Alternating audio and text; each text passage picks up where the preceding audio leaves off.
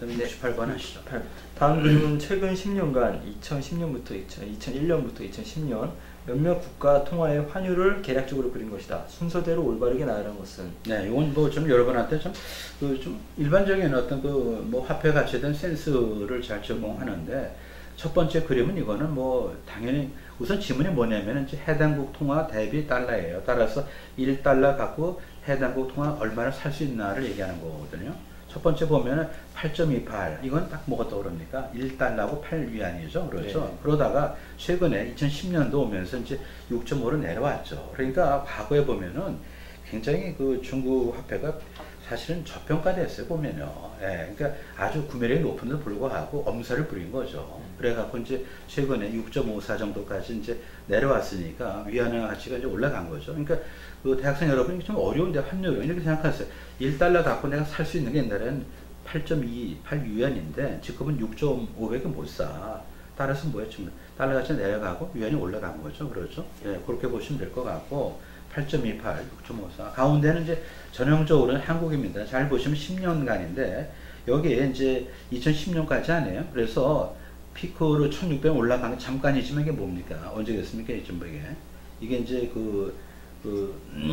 글로벌 금융 위기 뭐 나면서 그때 이제 굉장히 달러 부족하고 막 그랬잖아요. 네. 그때 잠깐이고, 그 다음에 거기 푹 꺼졌어요. 그래서 이대로 하면 이제 한 900원 정도까지, 그죠? 900원까지 내려갔다가 뭘 얘기하냐면 이제 1달러로 900원밖에 못 산다는 건 굉장히 우리가 스트롱 원이었어요. 그렇죠? 그래갖고 이게 언제냐면은 참여정부 말입니다. 그때 키코 사태가 왜 나왔죠? 한번 돌이켜보세요. 키코는 뭡니까? 그때 그냥 그 뭐 참여정부 그 당시에 조금 약간 문제 있는 어떤 그 경제 강요가 있었는데, 뭐 달러한테 휴지다.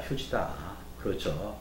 그러니까 우리가 뭐 이제 스트롱 원이 된다 그래갖고 스트롱 원이 되는 걸 막기 위해서 파생상품 만드는 키코입니다, 지금. 그래서 이게 이제 여기 참여정부 말에 굉장히 우리가 스트롱 원이 될 때 달러는 형편없고 미국은 무슨 뭐 찌그러든다 이렇게 무슨 뭐 혐오하는 어떤 그런 것이 막 여기 막 들어와 있을 때 이게 보면요. 그러니까 이 그림을 잘 보시면은 여기 이제 정치도 일으킵니다, 지금요. 그렇죠? 그 다음에 이제 세 번째 이거는 이제 여기 전형적으로 125에서 82로 내려오죠. 이게 85냐면 이제 1달러가 80 예? yen. 그러니까 이제 뭐 사실 엄청나게 yen이 평가절상된 거죠, 보면. 네. 그러니까 80 정도면은 뭐 일본 제조업이 좀 견디기 어렵죠. 보통 우리가 100을 그때 마지노선으로 봤는데, 그래서 이제 1달러 갖고 82원밖에 못 산다. 그럼 거꾸로 뭐죠? 지금 1달러고 80yen, 위안이 아니죠. 80엔밖에 못 산단 말이에요. 그러니까 1엔으로 좀 더 많은 달러를 살 수 있으니까. 그렇죠? 따라서 엔이 비싸지고, 그 다음에 엔으로 표시된 일본의 제품 다 비싸지니까 수출이 되겠어요? 안 되죠? 그래서 이게 이제 그 중국 위안, 그 다음 한국 원, 일본 엔 이렇게 되겠습니다. 네. 69번입니다. 다음은 2010년 7월 10일 한국은행이 발표한 하반기 및 내년 경제전망 자료이다. 이 자료에 대하여 바르게 설명한 것은? 그래서 여기 지금 이제 우리가 이거를 좀 미리 보면 되는 이제 좀 보여드리겠는데요. 뭐 이 문제는 뭐 이렇게 좋은 문제, 나쁜 문제 그걸 보다도 하여튼 정보를 제공하는 것 같아요. 그래서 이제 현실적으로 이제 우리 대학생들이 우리 이제 이 경제 숫자에 대해서 좀 감을 좀 가지시라 이렇게 해서 한 건데, 여기 보면은 이제 2009년도 있잖아요. 0.2%. 그렇죠. 0.2인데 사실은 0.3이 맞아요. 이게 이제 보면 요때만 하더라도 이게 이제 확정치가 아닌 것 같은데, 예, 2009년 0.3입니다. 그때 말씀드렸잖아요. 우리가 IMF 이후에 한번 또 다시 맞는 어떤 충격, 10년 이후에 온 거 아닙니까? 그랬는데 OECD는 그 당시에 마이너스 3.2%였어요. 우리가 무지 선방한 거예요. 그렇기 때문에 뭐지? 2010년대 우리가 뭘 할 수 있었어요? 우리가 20, 그죠? 뭐야? G20에 의장국을 할 수 있었던 게 우리가 요거를 뭐죠? 갖고 있었어요. 지금 여기서 그 숫자를 지금 이걸 얘기하는 겁니다. 지금. 그래서 하나씩 보면은요. 2010년 상반기 GDP 증가율, 이것은 잠재 성장률 수준을 하회한 것으로 판단된다. 2010년도를 보면 여기 이제 상반 하반이 있고 이제 연간인데, 이것도 우리 알고 있죠. 그 당시에 이제 보면은 6%, 이것도 이제 제가 기억하기 6.2%야. 6.2%인데 좀 이게 이때만 잠정치 같아, 잠정치. 그래도 이제 6%인데 이거는 그 당시에 뭐죠? 기저효과도 있었고 뭐 그렇지만은 잠재 성장률 이상을 아주 최대한 한 게 이거죠. 따라서 우리가 근래에 2010년도만큼 경제를 잘 관리한 애가 없어요, 사실. 유일하게 됐다고 지금. 공교롭게도 2010년도 G20이 됐고, 그리고 이때 너무 잘한 나머지 그때 뭐 경제 민주화 들어오고 나서 이제 찌그러들기 시작하는 거라고 이게 이제 그렇죠. 그렇게 보시면 되는 거고. 두 번째, 상품 수출의 예상치를 볼 때 글로벌 경기는 점차 호조를 보일 것으로 예상된다. 그 상품 수출 예상치 여기 보면 이제 예상치가 되겠네요, 그렇죠. 그래서 네. 이제 여기 그 수출이 어디죠? 여기죠. 여기 쭉 보시면 이제 이렇게 되는데. 뭐 이것도 뭐 틀린 건 아닌 것 같아요. 틀린 건. 그러니까 이제 우리가 뭐 경쟁력이 있어서 잘 파는 것도 있지만은 해외 경제가 좀 굴러가면은 이제 우리 걸 이제 그러다 이제 저 드릴 거 아닙니까? 그래서 그것도 어떻게 보면 이제 100% 잘못됐다는 건 아니죠, 보면요. 그 다음에 그 상품 수입의 예상치로 볼 때 한국의 경기는 점차 호조를 보일 것으로 보인다. 그 상품 수입을 보세요. 여기 보면요. 지금 이거를 보면은 지금 이제 상반기 하반기에서 이제 연간 이제 한 10% 정도의 이제 상품 수입이 예상이 되는데 이거는 뭐 우리가 이제 경제가 잘 돌아가서 이제 그야말로 이제 구매력이 있고 그래서 경제 잘 돌아가니까 해외 어떤 수요가 커서도 있지만은 이걸 갖고 우리가 호조라고 보기는 좀 그런 것 같아요. 네, 그래서 이건 조금 애매한 것 같고 그 다음에 네 번째 보면은 2010년도 상반기 높은 설비 투자 증가율 상반기에 높은 뭐죠? 설비 투자 증가 요거죠? 18.8이죠? 네, 그렇죠. 요거는 이제 아니죠. 28점 요거죠. 그래서 요거는 이제 뭐 기저효과가 맞는 거죠. 기저효과가. 왜냐하면 이제 워낙 마이너스가 되다 보니까 이제 이거 사실은 이제 이 상반은 뭐냐면 이제 뭐 전년 동기 대비니까 2009년도 상반기 대비 2010년도 상반기 예상되는 증가율이 지금 이건데 이거는 이제 그대로 뭐죠? 기저효과가 이제 잡힌 거죠. 그렇죠. 네. 그리고 끝으로 하나 더 보면은 GDP 증가의 추세를 볼 때 2011년 하반기까지 물가 상승 압력이 커질 것으로. 근데 뭐 보면은 뭐 너무 경기가 잘 돌아가서 물가 상승 압력이 느껴질다. 그건 아니죠. 보면 여기 이제 연간 4.5%가 이제 여기 예측되는데 실제 이것도 못했어요. 그 당시에 2011년도. 그러니까 이거는 이제 다 잠정치라 조금 더 올라갔고 실제 조금 더 올라갔고 또 실제는 이것보다 뭐죠 좀 내려갔어요 지금요. 네, 그렇게 보면 됩니다. 네. 다음은 71번 문제 보겠습니다. 최근 국내 한 대기업이 적대적 인수합병 방어수단을 도입했다는 신문 기사이다. 괄호에 들어갈 이 수단은? 그래서 이건 이제 뭐 그 지문이 좀 길잖아요. 이제 화면을 좀 보시면 되겠는데 여기 이제 그 포이즌 P라고 포이즌 풋에 대해서 한번 좀 약간 그 좀 예를 좀 들을게요. 뭐 이해가 좀 점잖지 않을 수도 있는데 뭐 이해를 하는데 도움이 되면 그러니까 이제 포이즌 P는 뭐죠? 그러니까 이제 뭐 많이 그 예화가 이제 뭐냐면 고양이가 이제 쥐를 잡아먹으려고 그러는데 내가 쥐약 먹었다 그거죠 보면 따라서 고양이가 쥐약 먹은 쥐를 먹으면 자기 죽잖아요 지금. 네. 그렇죠. 그러니까 그거는 뭐 그냥 뭐 넘어가야 되는 거죠. 그래서 만약에 M&A가 될 거다 생각하면 뭐죠? M&A가 됐다 자기가 지분 뺏기는 거 아니에요. 그러니까 뭐냐면은 M&A 직전에 이해관계자 그러니까 자기 유리한 쪽에 무제한 뭐죠 자기 주식을 살 수 있게끔 하면은 새로 누가 들어온다 하더라도 이미 뭐야 지금 이미 많이 발행된 주식에서 뭐를 사겠어요. 따라서 M&A의 매력이 없어지는 거죠. 그렇죠. 예, 그러니까 이거는 포지션 P는 이제 경영권을 방어하는 수단인데 우리나라는 이런 거 뭐 도입할 엄두를 못 내는 거 같아요. 네. 그러니까 외국에서는 다 경영권 이제 방어 수단이 있는데 또 하나 이제 여기에 포지션 풋이 있는데 이런 겁니다. 이제 이것도 예를 이제 우리가 연결해서 보면 좀 전에 이제 쥐약을 먹은 쥐를 못 잡아먹는 게 포지션 필이면은 이제 사람이 이제 우리가 사육을 하잖아요. 그죠? 뭐 양계도 하고 양돈도 하고 그러는데 이 개하고 돈이 이게 약간은 이제 뭐랄까요. 사료를 주는 주인하고 좀 이게 풀어져 갖고 살을 안 먹는 거야.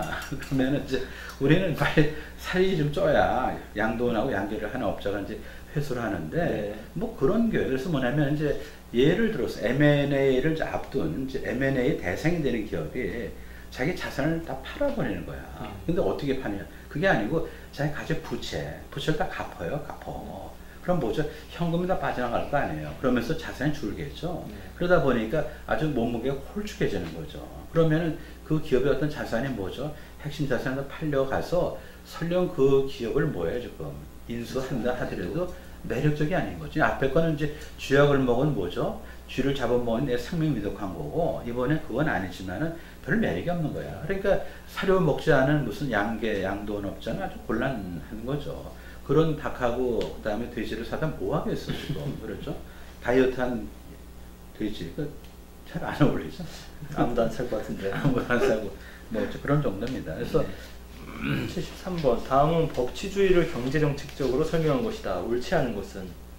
여기 이제 우리가 법치주의인데 룰 오브 롤을 얘기하죠. 그래서 입법의 법하고 법제법은 다릅니다. 그래서 이제 우리가 이제 입법기관에서 방망이 두들겨서 그거는 사실은 굉장히 반시장적이고 때에 따라 뭐죠? 그 개인의 어떤 개혁의 자유라든지 또는 재산권을 침해할 수 있는 그런 법을 만들 수 있어요. 그건 법이 아니라는 거예요. 그러니까 이제 일반적으로 뭐죠? 개인의 재산권을 보호하고 개혁의 자유를 확실히 하는 의미에서의 그게 바로 법제법이죠. 그거를 우리가 정책적으로 이제 이거를 연결할 때 옳지 않은 것은 하는 겁니다. 그래서 여기 두 번째, 중앙은행의 독립성은 법치주의의 필요 조건이다. 맞습니다. 필요 조건, 그죠?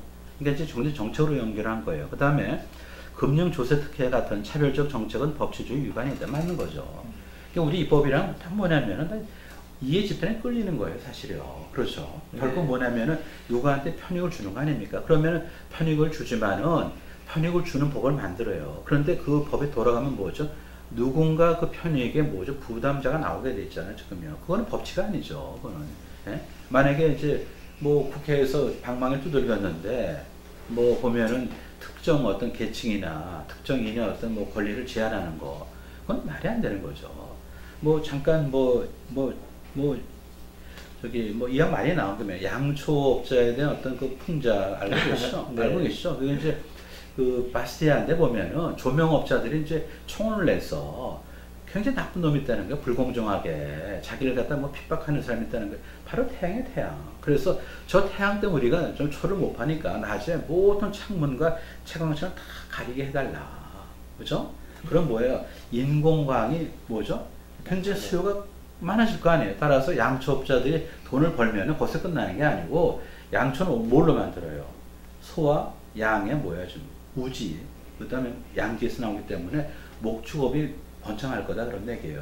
한번 잘 보세요. 저 태양 때문에 뭐죠? 양초업자가 죽듯이 저 SSM 때문에 저 대형마트 때문에 우리가 죽으니까 이거를 뭐죠?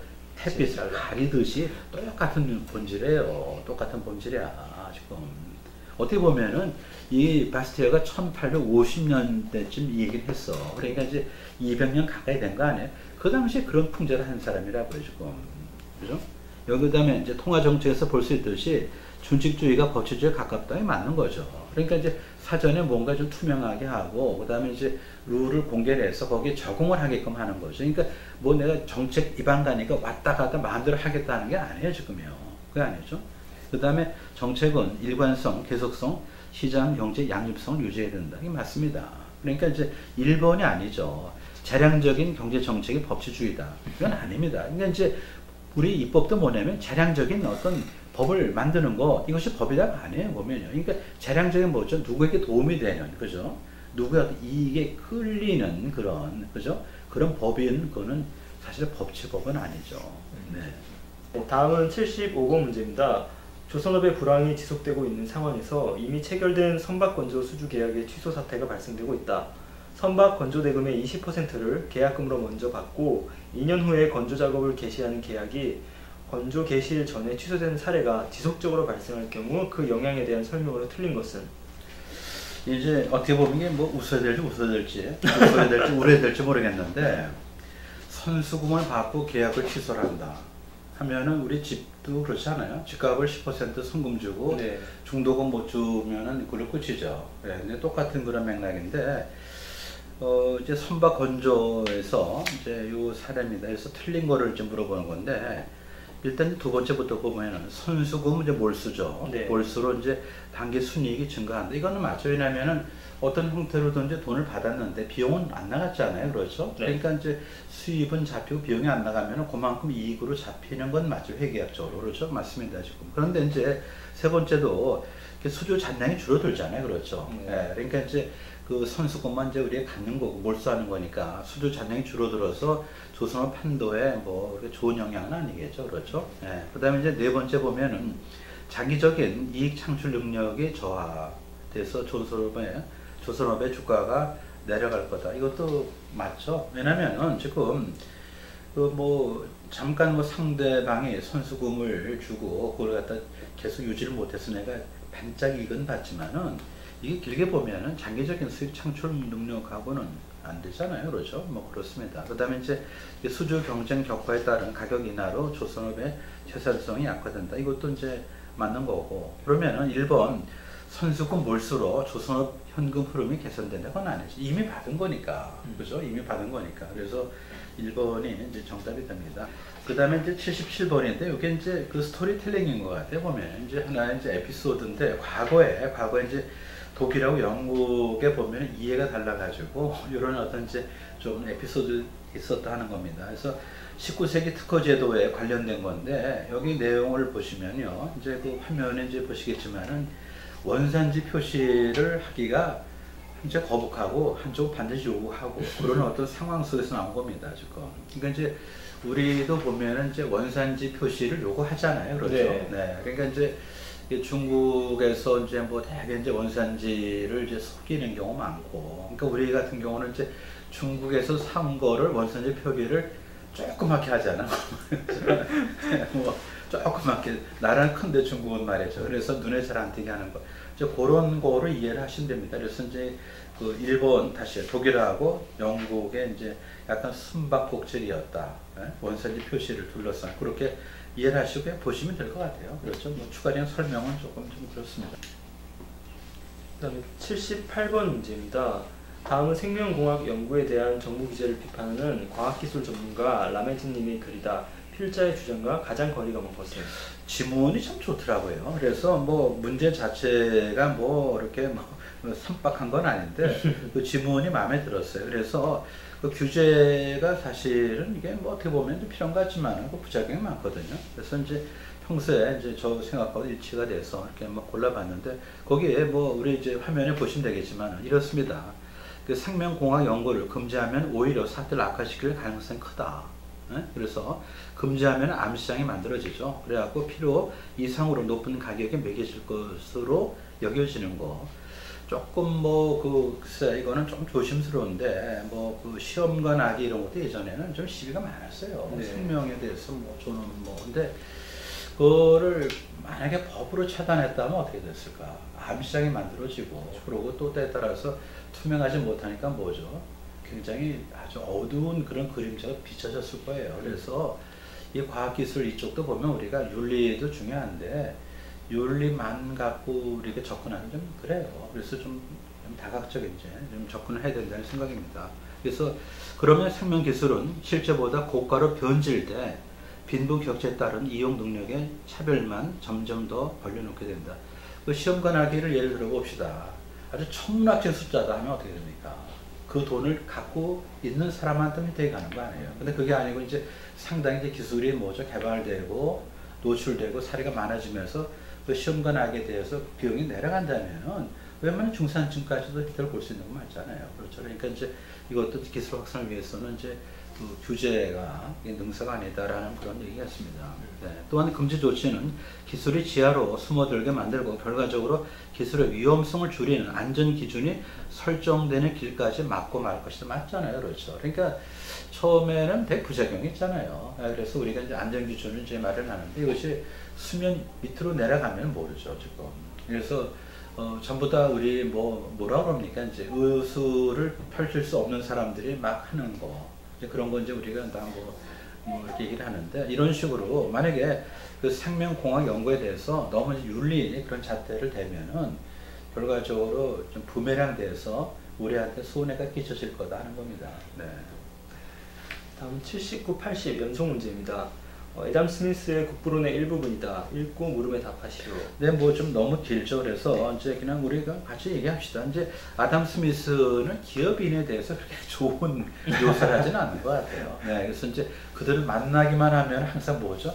담합을 할 거다. 그리고 또 담합을 하는 것만 또 화제를 삼는다라고 이제 얘기를 했는데, 이게 국부론이 언제 만들어진 거예요? 1776년이란 말이에요. 그러니까 이제 그 당시만 하더라도 사실은 그 기업을 견제하면 어떤 시민사회가 있는 것도 아니겠고, 그렇죠. 뭐 공시제도 있는 것도 아니고, 뭐 공정거래 당국이 있는 것도 아니고, 이제 그러다 보니까 이제 아담 스미스가 보는 기업인에 대한 그 좀 느낌은 그렇게 좀 사실 깔끔하지 못했어. 그러니까 탐욕스럽게 일부 느껴진, 그렇죠. 이제 기업인들이 이제 담합 같은 거. 그래서 여기도 보면은 전체 지문에 흐르는 어떤 맥락을 보면은 이제 그 소유 경영의 어떤 분리에 따른 어떤 주식회사의 어떤 좀 큰 뭐 함정이죠. 그래서 이제 예전에 한명회사는 아시잖아요. 한명회사는 이제 아주 소수가 무한 책임을 지는 거니까 또 개인 거야, 개인 거 모든 거에. 따라서 얼마나 이제 그 자산에 대해서 관리를 잘 하겠어요. 하지만은 주식회사 뭐냐면 이제 널리 공모를 한 거 아닙니까? 남의 자본을. 그러다 보니까 이제 위임을 받은 사람이 위임을 해준 사람의 이익을 증진시키는데 무슨 최선을 다하겠어요, 사실. 그래서 우리가 이제 한참 지난 다음에 이 현상이 뭐죠? 나중에 주인 대리인 문제로 좀 정식화되는 거죠. 정형화되고. 그러니까 이 아담 스미스도 굉장히 좀 선견지명이 있는 게 주식회사 장단점을 다 본 거예요. 여기 이제 앞에 보면 이제 남의 자본을 모을 수 있기 때문에 큰 회사가 가능하다.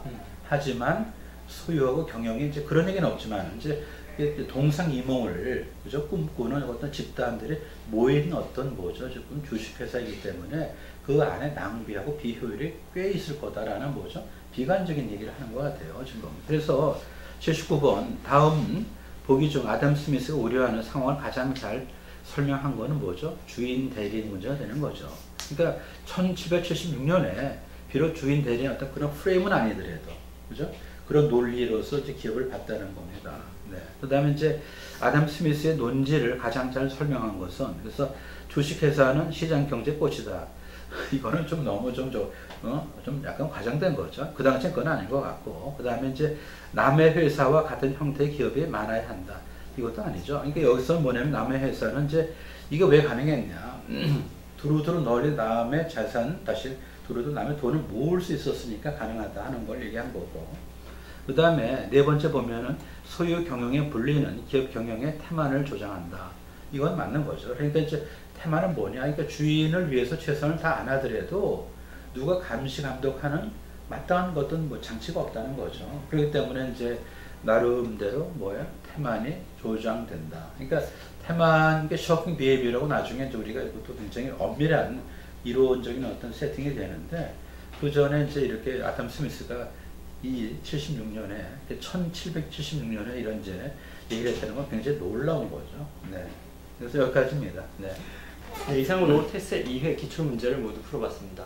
지금 저희는 이제 앞으로 4회가 남았는데 무엇을 해야 되나요? 글쎄요. 지금 이제 우리가 이제 여태까지 본 게 뭐냐면 이제 이 책입니다. 이 책이요. 그래갖고 이제 그 예상 문제 2회분을 우리가 이제 여태까지 나눠서 이제 강의를 했잖아요. 그래서 네. 앞으로 계획인데 여기에 이제 기출 문제를 우리가 건너뛰었어요. 그래서 기출 문제를 좀 풀어드리는데 기출 문제가 만만치 않더라고요. 양이 많아가. 그래서 이 다는 좀 해드리기 어렵고 좀 어렵다고 생각되는 것만 골라서 좀 하죠. 그래서 우리들이 한번 미리 풀어보고 틀린 것만 골라서 하면 딱 맞을 것 같아요.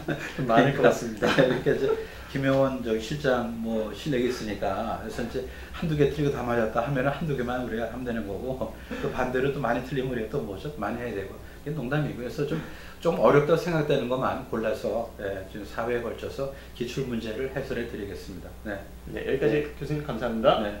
안녕히 계세요. 네.